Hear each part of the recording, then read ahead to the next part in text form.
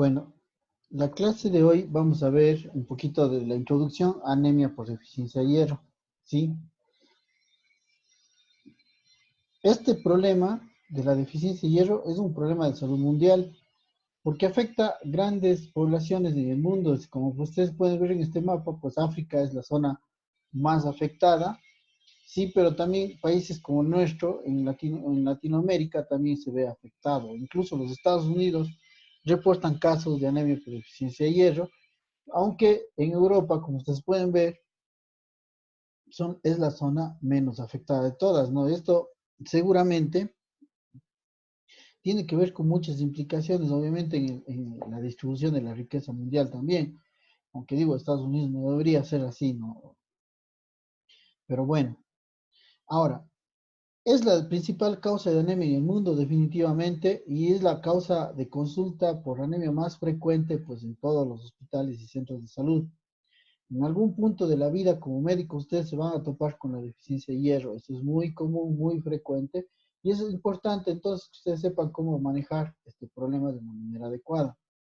Ahora, el hierro no está únicamente involucrado en procesos como la formación de la hemoglobina, sino que también nos sirve para la respiración celular, para la producción de energía, la síntesis de ADN y además para la proliferación celular. Es decir, que va a cumplir múltiples funciones en el organismo. Por tanto, los signos y síntomas en la anemia por deficiencia de hierro van a ser también secundarios al déficit de hierro. Es decir, vamos a tener en el paciente síntomas que sean derivados de la anemia y síntomas que sean derivados de la deficiencia de hierro, y esto vamos a verlo más adelante. Ahora, es interesante considerar que el hierro también es un tóxico, es decir, el hierro tiene la capacidad de lesionar a la célula y destruirla. Entonces, con esta premisa, el organismo maneja de una manera muy inteligente todo lo que es el metabolismo del hierro. Fíjense, diariamente nosotros absorbemos 1 a 2 miligramos por día, a pesar de que las necesidades diarias son de 25 miligramos, pues la cantidad que ingerimos son muy poca. La cantidad que se absorbe es muy poca. La pregunta es por qué entraríamos pronto en deficiencia si es que no fuera que todo se reciclara. Todos los glóbulos rojos que tienen gran cantidad de hierro llegan al vaso, en el vaso son, digamos, es el cementerio de los glóbulos rojos, como ustedes saben, y es ahí donde se va nuevamente a reciclar el hierro para poder utilizarlo nuevamente en otros procesos. Miren qué importante entonces. Ahora, la palabra clave en el metabolismo del hierro es la hepcidina. Esta vamos a aprender en esta clase todo lo que tiene que ver lo relacionado con el metabolismo del hierro. Básicamente vamos a hablar también de la hepcidina. Ahora, la hepcidina es una proteína que se produce en el hígado, ¿sí? Y básicamente podemos decir que la hepcidina tiene el control del metabolismo del hierro. Ahora, esta hepcidina también es un reactante de fase aguda. ¿Qué significa esto de reactante de fase aguda? ¿Alguien me puede explicar?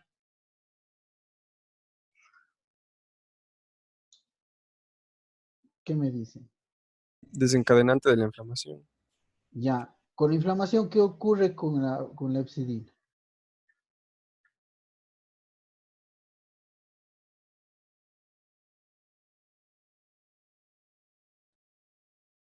¿Qué es lo que ocurrirá? ¿Aumenta o disminuye?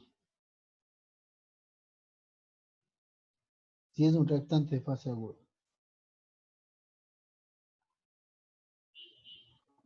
Aumenta. Aumenta, ¿no? Aumenta. La hepcidina se incrementa debido a la presencia de marcadores inflamatorios, específicamente la interleuquina 6. La interleuquina 6, que produce inflamación de muchas enfermedades, va a generar un incremento en los niveles de hepcidina.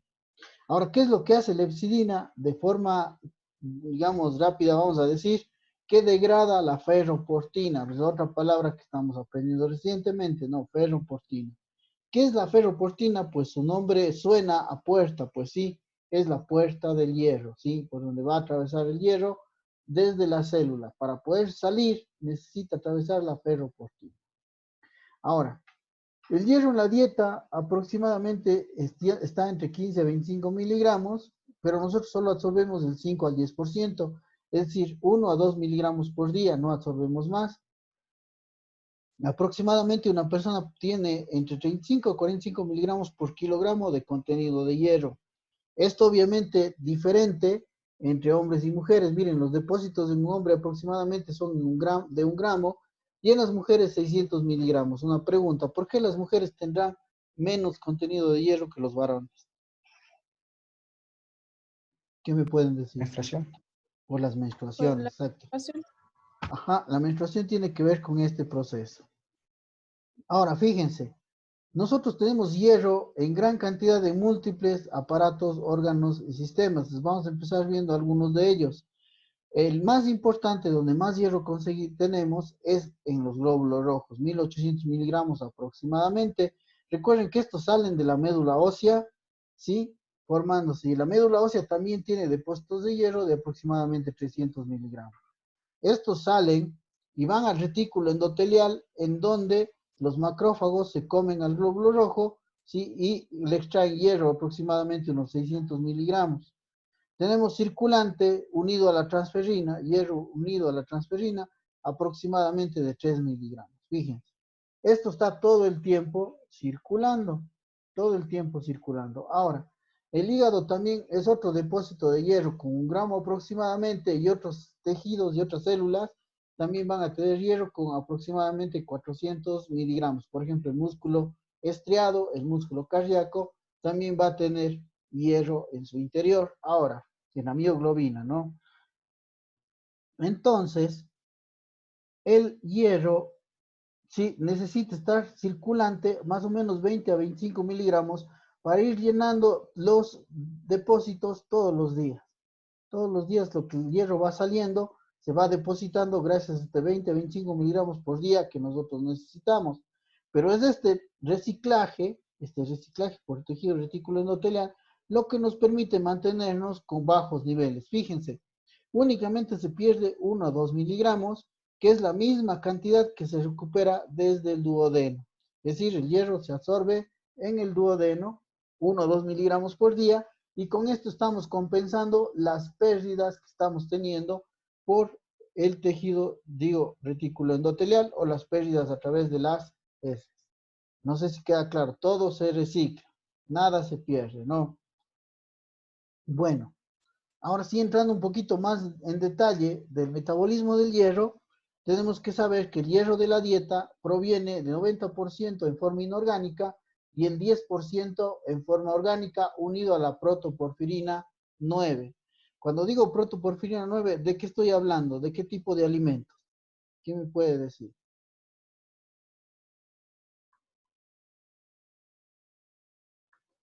¿Alguien sabe?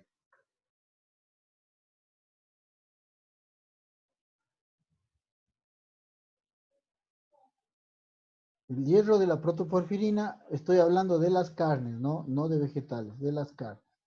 Bueno, el hierro en la naturaleza lo encontramos en dos formas, en forma férrica y en forma ferrosa.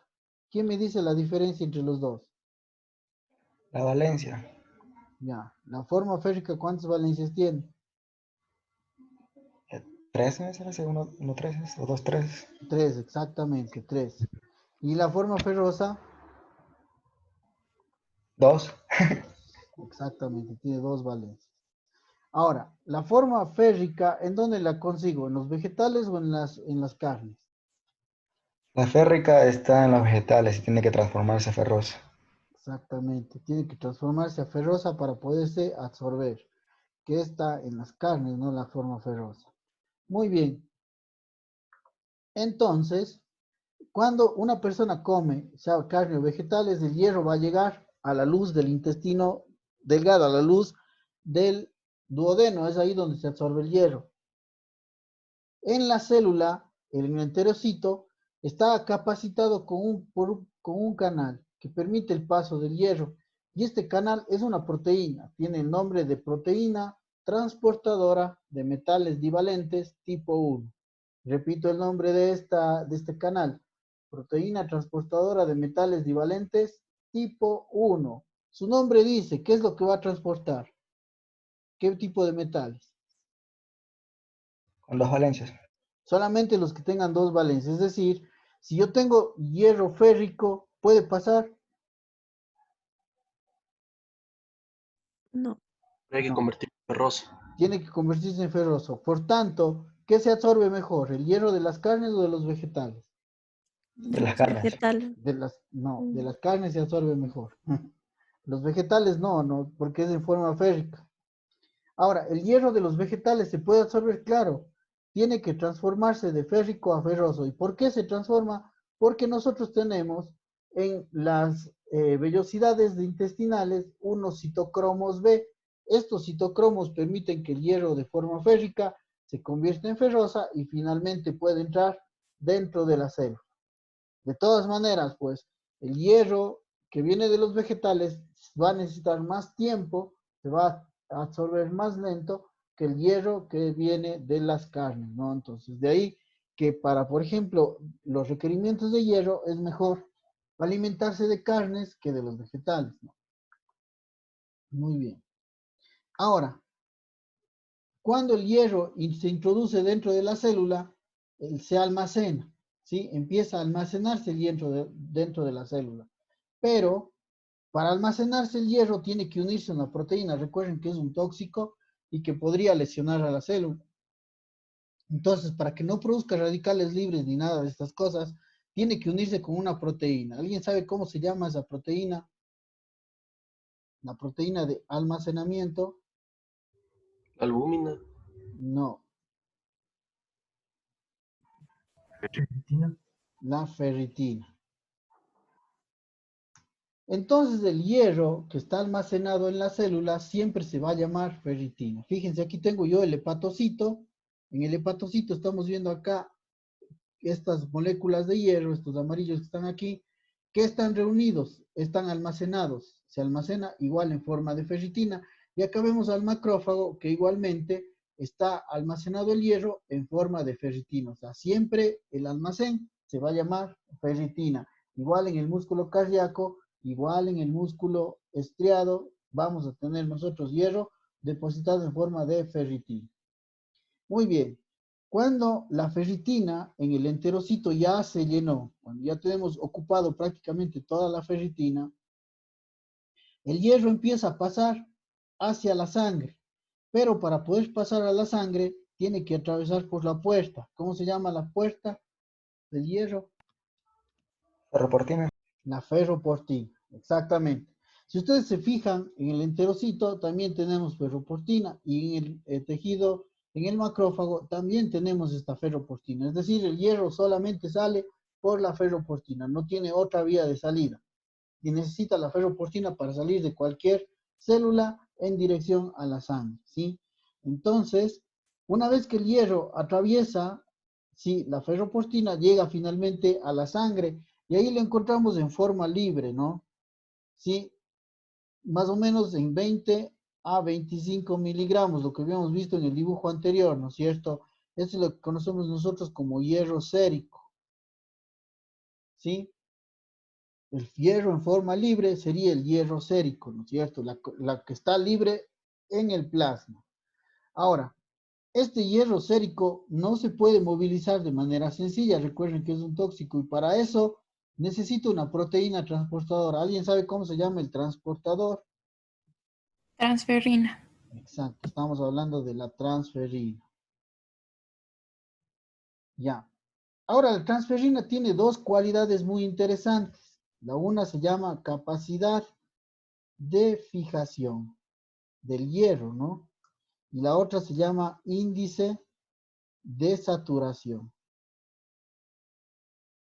del hierro. ¿Qué es esto de la capacidad de fijación y el índice de saturación?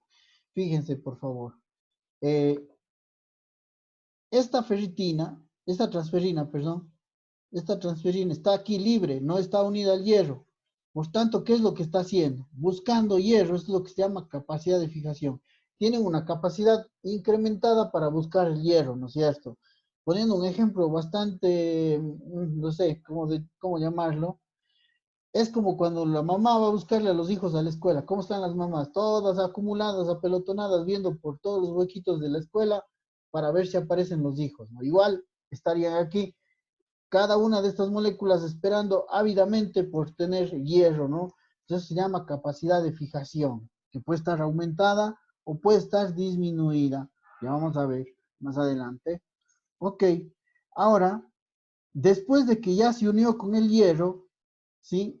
Fíjense que cada molécula de transferina se une a dos átomos de hierro, ¿sí? Entonces hablamos de la saturación de la transferina, el índice de saturación. ¿Qué significa esto? Que ya se encuentra unido con el hierro.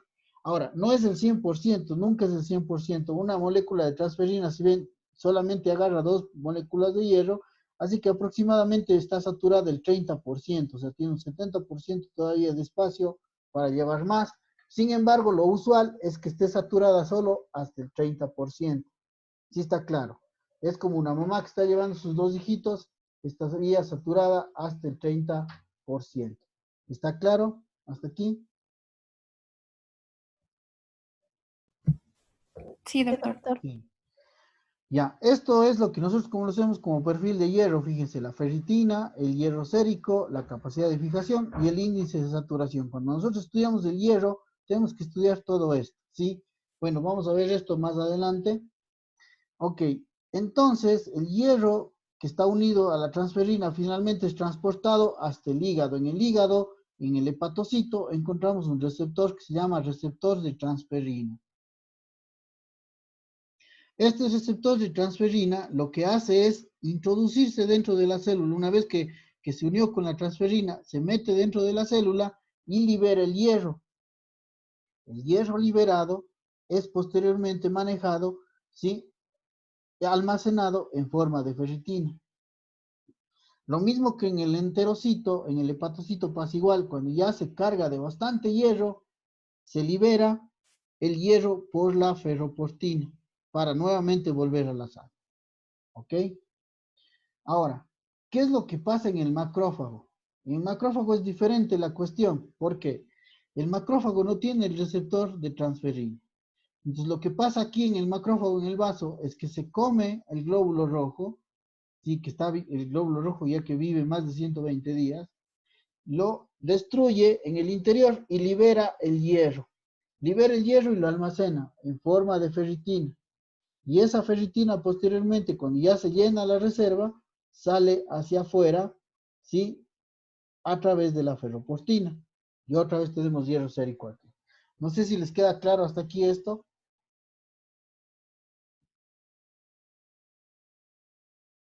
Sí, Sí, doctor, doctor. bastante claro. Ya. Sí, doctor. Ahora, quiero que me sigan de cerca lo que vamos a hacer, lo que vamos a ver ahora. ¿Sí? Digamos que esta es una persona, una mujer de 25 años que le gustó empezar a comer parrillada todos los días. Todos los días come carne. ¿Ya? ¿Cómo es que va a llegar el hierro aquí? ¿En qué estado? ¿Férrico o ferroso? Ferroso. Ferroso, ¿no es Ferroso. cierto? En estado ferroso, ¿cómo se absorbe? ¿Rápido o lento?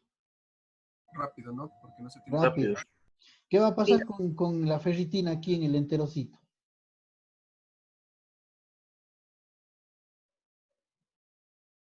¿Se llena o no se llena rápido? Sí. Sí. Claro, la ferritina se va a llenar rápidamente. Entonces, ¿qué va a pasar con el hierro sérico? Si ya está llena la ferritina, ¿qué pasa con el hierro sérico aquí? Aumenta. Aumenta. Aumenta. Aumenta ahí. Como estas están viniendo por el hierro, ¿qué pasa ahora con la capacidad de fijación de la También transferina? aumenta. No, si ya se cargan de hierro, ¿qué va a pasar con la capacidad? Disminuye. Disminuye. Pero ¿qué pasará con la saturación si hay muchísimo hierro? Aumenta. Aumenta, ¿no es cierto? Aumenta. Por tanto, ¿qué es lo que va a pasar en el hepatocito que tiene receptor de transferina o en la célula muscular que también tiene receptor de transferina o en el músculo cardíaco que también tiene este receptor? ¿Qué va a pasar Ya con la ferritina? no se satura. Se satura, empieza a llenarse de hierro, ¿no es cierto? Entonces el hepatocito dice, no, pues ya, si recibo más hierro me muero porque esto es un tóxico. Ya no más, hasta aquí. ¿Y qué empieza a producir? Una proteína que se llama hepcidina. ¿Qué pasa con la hepcidina entonces en sangre? Se debe elevar. Aumenta. Sí, aumenta. Y por tanto, ¿qué pasa con la ferroportina? ¿Qué es lo que hacía la epsidina con la ferroportina? Degradación. Degrada. En otras palabras, le cierra la puerta. ¿Sí? Si es que está cerrada la puerta aquí, esta persona sigue comiendo carne todos los días, sigue entrando por aquí. ¿Qué pasa si está cerrada esta puerta? ¿Se absorbe o no se absorbe? No se absorbe. No se Mm, absorbe, ¿no es cierto? Entonces, todo el hierro que llega acá termina eliminándose en la dieta. Termina eliminándose en las heces, perdón. ¿Sí? Todo termina eliminándose en las heces. Ahora, ¿qué va a pasar con el hierro seco que estaba aquí aumentado?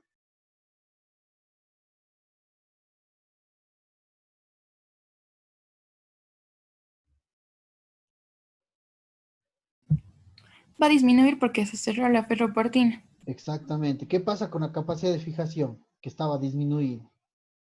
Aumentar. Aumenta, aumentar ahí. ¿Qué pasa con la saturación que estaba baja?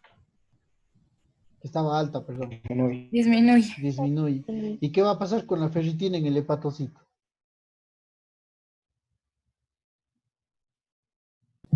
disminuye, Disminuye. Por tanto, ¿qué va a pasar con la epsidina? Disminuye. Disminuye. ¿Y qué pasará con la ferroportina? O sea, Se Igual va a vuelve a disminuir abrir. Ah, porque Se vuelve a abrir, ¿no es cierto? Entonces, esto mantiene en equilibrio los niveles de hierro. ¿Sí? Es decir, se llena el hepatocito, ¡pac! Se cierra la puerta. Como ya disminuye el hierro, empieza a bajar la ferritina, otra vez se abre la puerta para que el hierro vuelva a entrar. Entonces pasan ese juego de manera constante, entre que abren la ferroportina y entre que cierran la ferroportina, para que el hierro siempre esté en constante movimiento de uno u otro lado. ¿Sí está claro? sí. ¿Sí? De tal manera que nunca vamos a tener un exceso, porque el hepatocito va a controlar esto con lepsidina. O sea, el hepatocito dice, no, ya hasta aquí, no quiero más hierro, manda lepsidina y cierra la puerta. Pero como empieza a bajar la reserva, dice, no, ahora sí ya necesito, entonces disminuye la lepsidina para que se abra la puerta. Sí está claro este jueguito que hace el hepatocito. sí, doc. Ya, ahora, vamos a suponer que esta misma paciente de 25 años dice, no, ya he comido mucha carne, ahora voy a ser vegetariana. Y se hace vegetariana, que no tiene nada de malo, ¿ah? Muy bueno, de hecho. Pero los vegetarianos, pues, si están comiendo solamente vegetales, ¿qué tipo de hierro les llega acá? férrico, Ferrico. Ya, necesita más o menos tiempo. Más tiempo, Más claro. más, Más tiempo. Ya, ¿qué va tiempo a para pasar con la absorber. ferritina aquí? Con los depósitos. Se van a tardar en llenar. Se va a rellenar. Por tanto, ¿qué va a pasar con el hierro sérico? Va a disminuir. Va a Va a disminuir. disminuir. ¿Qué va a pasar con la capacidad de fijación? Va a También aumentar. disminuye, pero porque ¿Qué no hay. pasa con la saturación? va a Disminuye. disminuir. ¿Y qué va a pasar con la ferritina del hepatocito? Disminuye igual. Disminuye igual. Y si ella sigue siendo vegetariana todo el tiempo, ¿qué va a pasar después de un tiempo con esta ferritina? Se va a regular. No se regula adecuadamente, ¿no es cierto? Nunca se va a llenar. Entonces, ¿qué termina haciendo la paciente? Anemia por deficiencia de hierro. ¿Está claro? Doc, y los suplementos como el ferrón, y es hierro ferroso, no de una, ¿no? Claro. Ahora, la cuestión es la siguiente, no es malo ser vegetariano, lo importante es que el vegetariano lo haga responsablemente y que tome suplementos. Entonces esta paciente un buen día dijo, no, ya me dijeron que tengo anemia, empezó a tomar hierro, dice, ah, no, y voy a seguir siendo vegetariana, pero voy a estar tomando hierro. Entonces, gracias a que toma hierro, esto se mantiene normal en equilibrio, ¿no? Siempre en equilibrio entre que se absorbe y entre que no se absorbe el hierro, dependiendo de los niveles de ferritina. Ok. Ahora pasa el tiempo, han pasado ya 25 años, ahora la paciente tiene 50 años. Y empieza con dolor articular, desviación de los dedos, va al doctor, el doctor le dice, ¿sabe qué? Usted tiene artritis reumatoidea. La artritis reumatoidea, ¿qué enfermedad es? Es una enfermedad autoinmune. ¿Cuál es su blanco? Es de articulación. Las articulaciones. Y para Articulación. destruir la articulación, ¿qué produce? No son cristales de ácido úrico. No, eso es gota, eso es otra Ah, cosa. ¿Pero qué produce la artritis reumatoidea? Para poder destruir el hueso. Disminución del líquido en la cápsula articular. Ya, pero por inflamación. Genera mucha inflamación, ¿sí? La artritis reumatoidea es una enfermedad inflamatoria crónica. Por tanto, va a producir mucha interleuquina 6. Ahora, ¿qué pasaba con la hepcidina y la interleuquina 6?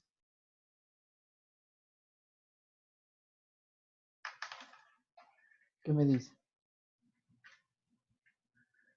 No le estimulaba a producirse. Claro, aumenta las cantidades de hepcidina.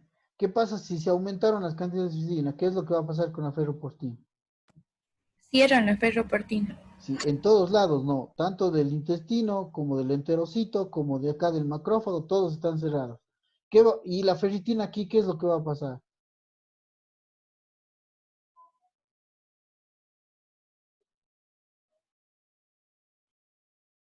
¿Qué va a pasar con la ferritina dentro de esta célula? Va a disminuir, no va. ¿Por qué? Si no puede salir. Solo se queda acumulado. Se queda acumulado, exactamente. Entonces va a estar normal o incluso incrementada, ¿no? Incluso incrementada, porque lo que se cerró es la ferroportina. Entonces no se va a poder ocupar el hierro. ¿Qué es lo que va a pasar con el hierro sérico en la sangre? Va a disminuir. ¿Qué pasa con la capacidad de fijación? Va a aumentar. ¿Qué pasa con la saturación? Disminuye. Disminuye. Y la ferritina va a estar alta. ¿Esto cómo se llama? Anemia de enfermedad crónica o anemia de inflamación. ¿Ok? Entonces, ¿cuál ha sido la diferencia entre la anemia de enfermedad crónica y la anemia de inflamación? Perdón, la anemia ferropénica y la anemia de inflamación. ¿Cuál ha sido la diferencia en cuanto al perfil de hierro? Que en la anemia de enfermedad crónica, en esta vamos a observar que va a intervenir la interleuquina 6, cerrando la ferritina, cerrando la ferroportina en la ferritina y no va a haber un suficiente almacenamiento de hierro. Más bien hay un aumento en la ferritina, ¿sí? La diferencia entre la anemia ferropénica y la anemia de enfermedad crónica es la ferritina. En la anemia de enfermedad crónica la ferritina está alta o normal o elevada, perdón. Y mientras que en la deficiencia de hierro tiene que estar baja, necesariamente tiene que estar baja. ¿Sí? No sé si queda claro eso. ¿Preguntas? En los exámenes se puede pedir ferritina, ¿no? Claro, de hecho, eso es lo que digo. O sea, se debe pedir el perfil y el perfil nos va a mostrar una ferritina elevada. ¿Sí? Ahora, hay algunos aspectos que son muy importantes en relación a la dieta. Por ejemplo, si nosotros tomamos hierro con ácido ascórbico o vitamina C, esto mejora mucho la absorción del hierro. Va a absorberse mucho más fácil el hierro gracias a la vitamina C. Pero si nosotros comemos fitatos o polifenoles, que son sustancias que encontramos en los cereales, otra vez, de nuevo, los vegetarianos consumen mucho esto, como por ejemplo el arroz también es uno de ellos. ¿Qué es lo que va a pasar? Retarda la absorción del hierro. Entonces, ese es otro problema también inherente a la dieta vegetariana, ¿no? Que consume mucho esto y retarda más aún la absorción del hierro. Entonces, hemos hablado ya de los factores de la absorción que son depósitos del hierro. Ya entendimos que la ferritina marca la presencia o no del hepcidina. Mucha ferritina aumenta la hepcidina. Poca ferritina disminuye la hepcidina, ¿no es cierto? Ya vimos eso. Ahora, actividad eritropoyética. ¿Qué es esto de la actividad eritropoyética? Justamente me quiero referir a esto, fíjense. Ya, tengo una pregunta de Andrea. Dígame, Andrea. Doctor, ¿y va a influir algo si el paciente es deportista o no? Claro, justamente es de lo que voy. Fíjense, por favor. Una persona una persona que por alguna razón, digamos, tiene un accidente y sufre un trauma y sufre una pérdida de sangre, lo que va a producirse es una disminución de los glóbulos rojos en la sangre. Esa disminución de glóbulos rojos por el sangrado genera hipoxia en los tejidos. Y ustedes saben que la hipoxia hace que la célula libere el factor inducible por la hipoxia. Ese factor inducible por la hipoxia llega al riñón y hace que el riñón incremente los niveles de eritropoyetina. Al aumentar la eritropoyetina, estimula la médula ósea para que se produzcan más células sanguíneas, más glóbulos rojos, ¿sí? Eso hace que se consuma el hierro que tenemos aquí. Entonces la médula ósea dice, me estoy acabando el hierro, y le manda una señal al hepatocito para que empiece a absorber más hierro. Se llama eritroferrona. La hormona que produce la médula ósea se llama eritroferrona, y esta eritroferrona bloquea la hepcidina. Por tanto, la ferroportina se abre y permite mayor ingreso de hierro hacia la sangre para mantener estable el hierro en el corazón, en el músculo estriado, en el hepatocito y en la médula ósea. ¿Sí? Esto es la respuesta inicial. Ahora, cuando el paciente ya recupera sus números, sus glóbulos rojos ya están normales, gracias a este proceso, ¿qué es lo que pasa? Disminuye el factor inducible por la hipoxia. Por tanto, disminuye la eritropoyetina y por tanto disminuye también la producción de glóbulos rojos. Entonces, se produce menos eritroferrona. La hepcidina se libera y cierra la puerta. Dice, ya no necesito tanto hierro. Cierra la puerta y el hierro se mantiene siempre estable en la sangre. Siempre se va a mantener estable en la sangre. No sé si queda claro esto de la actividad eritropoyética. Sí, doctor. Ya. La pregunta de la compañera es muy pertinente. Dice, ¿qué pasa en un deportista? Un deportista puede generar mayor demanda de oxígeno y puede que necesite mayor número de glóbulos rojos. Entonces va a producir esto también, exactamente lo mismo. Aumenta la eritropoyetina y aumenta las necesidades de hierro. Tanto porque también el músculo cardíaco y el músculo estriado necesitan más hierro, pero siempre, siempre llega a un equilibrio. O sea, siempre se mantiene en equilibrio. Claro, al principio hay un aumento de la demanda, pero si la dieta es adecuada, se llega a conseguir el equilibrio en todos los órganos y el hierro se mantiene normal. ¿Sí? Entonces, es la clave, el oxígeno de la hemoglobina. Entendemos entonces que un deportista necesita más oxígeno, necesita más glóbulos rojos. ¿Sí? Y bueno, de la inflamación ya hablamos. ¿Qué es la inflamación? Aumenta los niveles de hepcidina, bloqueando la ferroportina. Ya entendimos eso, ¿verdad? ¿Alguna pregunta quizá hasta aquí? Doc, lo mismo pasa cuando personas de la costa van a la sierra, ¿no? Igual Exactamente. se regula así. Necesita al principio mayor cantidad de glóbulos rojos, entonces para que se adapte, pues va a pasar todos estos cambios de los que hemos hablado. ¿Sí? Muy bien, sigamos entonces. Ahora, en un paciente que está haciendo deficiencia de hierro, yo puedo encontrar 3 estados de enfermedad de la deficiencia de hierro. El primer estado se llama estado prelatente o depresión de los almacenamientos de hierro. El segundo estado se llama estado latente o hierro deficiente de la eritropoyesis. Y el último estado se llama anemia por deficiencia de hierro. ¿Sí? Repito los nombres. Estado prelatente, latente y estado de anemia por deficiencia de hierro.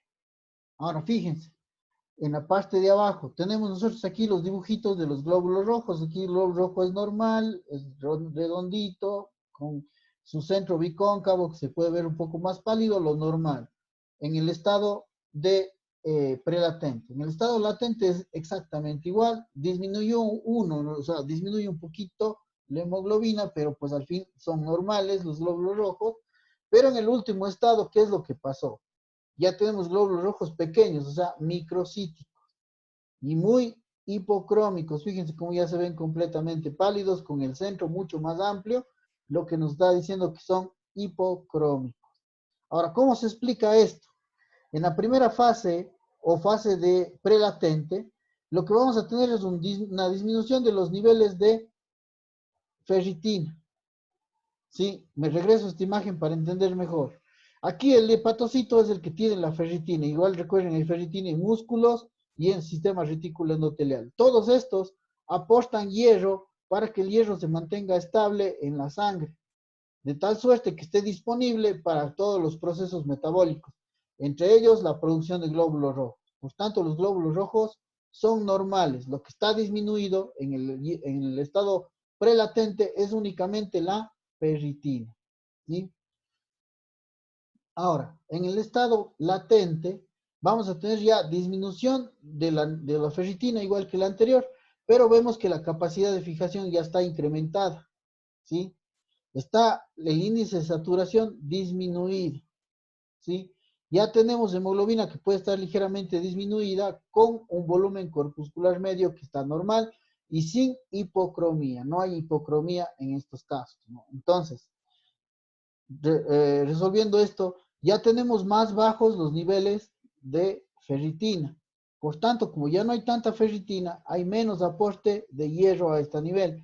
Tenemos entonces la capacidad de fijación aumentada, el índice de saturación disminuida, que ya en cierto modo compromete la eritropoiesis, por eso es que sale ligeramente menos de hemoglobina, aunque todavía son de tamaño normal los glóbulos rojos. ¿Sí? Y en la última etapa, pues ya tenemos la ferritina baja, la capacidad de fijación alta, el índice de saturación disminuida y la hemoglobina disminuida con un volumen corpuscular también disminuido y una hipocromía presente en estos casos, ¿no? Entonces aquí ya se explica fácil, ¿no? Disminuyó tanto la ferritina que ya no tengo hierro afuera, capacidad de fijación aumentada, índice de saturación baja, que ya compromete la eritropoiesis y los glóbulos rojos que salen son chiquitos e hipocrómicos, microcíticos e hipocrómicos. ¿Sí? Entonces, estos son los tres estados. No sé si tienen preguntas: prelatente, latente y deficiencia de hierro. Disculpe, hoy el tamaño de los eritrocitos se sigue manteniendo igual. Menos en el último, ¿no? Que son chiquitos. Ya. Ahora, hay algo interesante en el frotis de sangre periférica. Cuando yo hago un frotis de sangre periférica, voy a encontrar glóbulos rojos en las tres etapas. En etapa prelatente, latente y deficiencia de hierro. Por ejemplo, este de aquí fácilmente podría ser una etapa prelatente o latente, cualquiera de estos dos que están aquí. ¿Sí? Son de tamaño normal y se les ve que están normales. Este, miren de aquí, normal, ¿no es cierto? Pasaría fácilmente por etapa prelatente, latente. Ahora, fíjense el que está acá. Este ya no es normal porque está más pequeño. Es un microcito. Si vemos este, es otro microcito. Ya tiene el halo más pálido. Fíjense, este también más pálido. Es decir, ya es hipocrómico. Entonces, aquí yo en el frotis voy a tener glóbulos rojos de tamaño normal y glóbulos rojos pequeños. ¿Cómo se llama ese cambio en el tamaño de los glóbulos rojos? Anisocitosis. Entonces, es muy frecuente que los pacientes con deficiencia de hierro hagan anisocitosis. Ok. Y para terminar la clase de hoy, vamos a ver esta tabla con las necesidades de hierro. Quiero que se fijen en el primer grupo, los niños de 6 meses. ¿Sí? Ellos generalmente tienen una necesidad muy baja, 0.27 miligramos por día. Es muy poquito lo que necesitan de hierro. Pero después de los 7 meses, ¿qué pasó? Se incrementa bruscamente a 11 miligramos. ¿Sí? ¿Creen ustedes que la leche materna sea suficiente para abastecer esto? ¿Qué opina?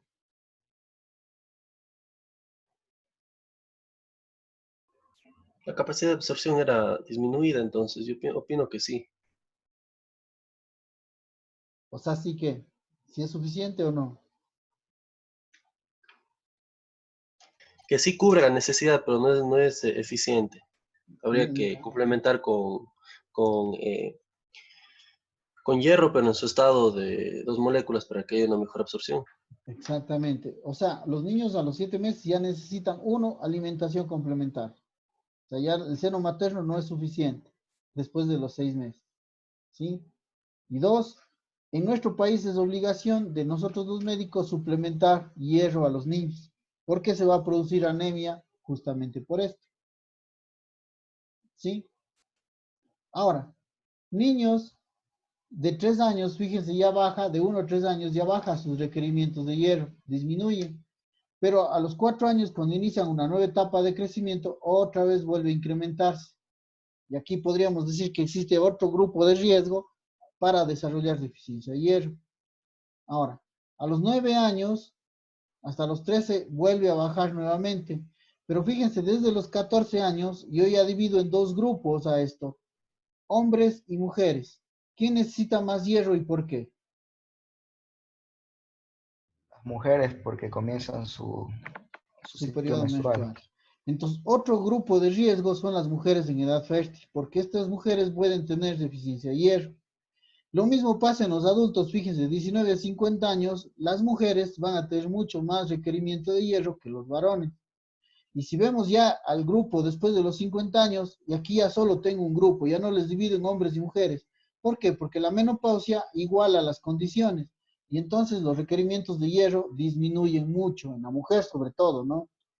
Ahora, ¿qué pasa en las embarazadas? Sean estas adolescentes o mujeres ya de mayor edad, pues los requerimientos de hierro son altos, son muy altos. Miren, 27 miligramos de hierro. En la lactancia disminuye otra vez, ¿sí? Aunque todavía siguen siendo superior a la media, ¿no? Que era de 8 y de 7 miligramos aproximadamente. Pregunta, basado en esta tabla, ¿cuáles son los grupos que tienen más riesgo de desarrollar deficiencia de hierro? Mujeres embarazadas. Mujeres embarazadas, ¿qué más? Mujeres en la adolescencia también. Mujeres en edad fértil, ¿sí? ¿Qué más? En periodo de lactancia también, doctor. Ajá, obviamente, periodo de lactancia y los niños preescolares, ¿no? Si ven, desde los 3 años, ¿no es cierto? Y también los mayores de 6 meses son los que más riesgo tienen. Ok, ¿alguna pregunta hasta aquí? Doctor, yo tengo una pregunta. Sí. ¿Por qué en los lugares, por ejemplo, en los lugares rurales de acá del país, dicen que la anemia está ligada a que la población local consume lo que son alimentos que contienen hierro, pero también como hay alto índice de ganadería, entonces dicen que la leche bloquea la absorción del hierro? No, no, de hecho no bloquea, pero hay otras condiciones en campo que son importantes para esto. Pero la leche no bloquea la absorción.